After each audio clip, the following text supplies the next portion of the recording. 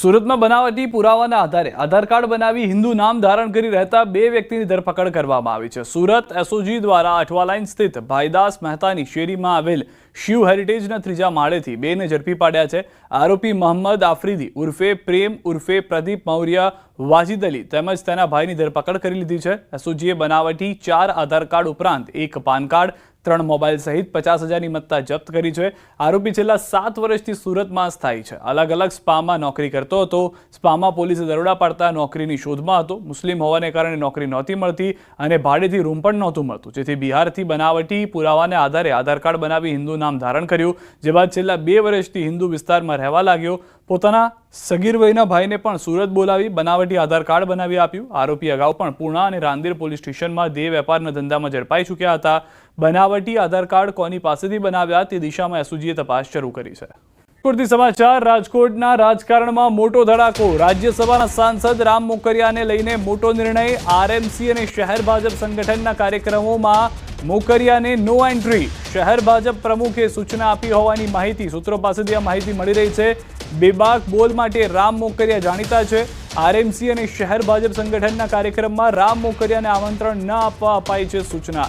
જાહેરમાં નિવેદનો આપતા રામ મોકરિયા પર સંગઠનની મોટી કાર્યવાહી। ભાજપનો આંતરિક જૂથવાદ સામે આવ્યો છે। શહેર ભાજપ પ્રમુખે નિર્ણય લેતા પૂર્વ પ્રદેશ હોદ્દેદારો સાથે કરી હતી વાતચીત, જેવી પણ જાણકારી મળી રહી છે। આ પહેલા પણ રામભાઈ મોકરિયા અનેક વખત વાયરલ થઈ ચૂક્યા છે પોતાના નિવેદનોના કારણે, પોતાના વર્તનના કારણે, અને હવે જ જાણકારી મળી રહી છે કે આરએમસી અને શહેર ભાજપ સંગઠનમાં તેઓને આમંત્રિત નહીં કરવામાં આવે। વધુ માહિતી ન્યૂઝ 18 સંવાદદાતા અંકિત પાસેથી મેળવીશું। અંકિત, ભાજપની અંદર જૂથવાદ હોવું અને તે પણ સામે આવવું, બંને એવી વસ્તુઓ છે કે જે સામાન્ય રીતે જોવા નથી મળતી, પરંતુ રાજકોટમાં ખુલીને જોવા મળી રહ્યું છે। ચોક્કસ ખાસ કરીને વાત કરવામાં આવે તો હાલ જે પ્રમાણે સમાચાર મળી રહ્યા છે તેની જો વાત કરવામાં આવે તો રાજકોટ ભાજપમાં હાલ વાતાવરણ છે તે ગરમાઈ ચૂક્યું છે। આરએમસી અને શહેર ભાજપ સંગઠનના કાર્યક્રમોમાં રામ મોકરિયાને નો એન્ટ્રી આપવામાં આવી છે। આ પ્રકારની ઘટના છે તે સામે આવી છે। ખાસ કરીને વિશ્વસનીય સૂત્રોનું માનીએ તો રાજકોટ શહેર ભાજપ પ્રમુખ જે માધવ દવે છે તેમના દ્વારા જ આ પ્રકારની સૂચના છે તે આપવામાં આવી છે। આ સૂચનાની અમલવારી ઓગસ્ટ મહિનાના પહેલા જ દિવસથી શરૂ થઈ ચૂકી છે, કારણ કે ન્યૂઝ 18 ગુજરાતી પાસે કેટલીક આમંત્રણ પત્રિકા પણ સામે આવી છે।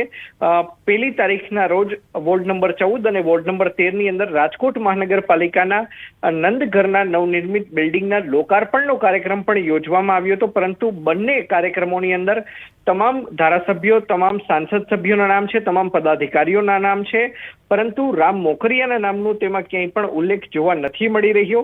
ખાસ કરીને ભારતીય જનતા પાર્ટીના વિશ્વસનીય સૂત્રોનું માનીએ તો રાજકોટ શહેર ભાજપ પ્રમુખ માધવ દવે દ્વારા જે નિર્ણય લેવામાં આવ્યો છે, પરંતુ તે નિર્ણય લેતા પૂર્વે તેમને પ્રદેશ સંગઠનના ઉચ્ચ હોદ્દેદારો સાથે વાતચીત કરી હતી। ઉચ્ચ હોદ્દેદારો દ્વારા જ્યારે લીલી ઝંડી આપવામાં આવી હતી ત્યારબાદ જ તેમના દ્વારા આ પ્રકારનો નિર્ણય છે તે લેવામાં આવ્યો છે। આભાર સમગ્ર માહિતી બદલ અંકિત।